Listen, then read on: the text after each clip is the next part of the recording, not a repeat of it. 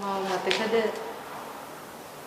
Miss ආරෝෂර්ගේ නෝන නේද?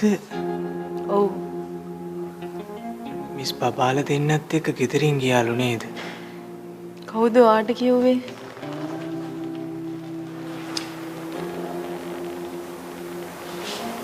මට ආරංචි වුණා මිස්. දැන් කොහොමද මිස් ජීවිතේ?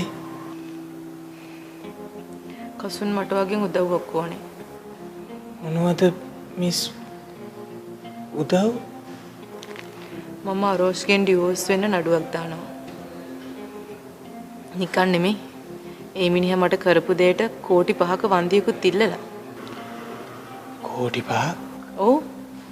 ඒ මිනිහා මගේ ජීවිතයට කරපු විනාශයට ඒ ගාන මදි. කසුන් ඔයා එන්න ඕනේ මං වෙනුවෙන් උසාවියේ සාක්ෂි දෙන්න. අනේ මිස්. ඇයි මිස් මං එන්නේ?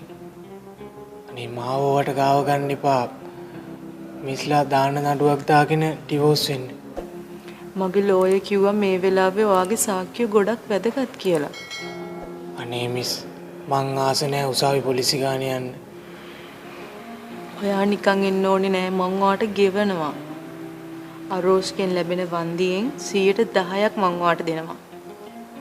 කෝටි 5ම හම්බුනොත් ලක්ෂ 50ක් ඔයාට. මොකද කියන්නේ? උදව් කරනවද නැද්ද? අනේ මිස් මට 50ක් එපා. මම මිස්ට කරන්න පුළුවන් උදව්ව කරා.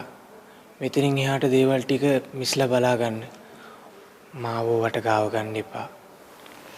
කසුන් ගෑණිය කසරණ වෙලා ඉද්දි ඔහම පස්ස ගහන්න එපා. මේ වැඩේ පටන් ගද්දි වගේම ඉවර වෙනකම් මගෙත් එක්ක ඉන්න.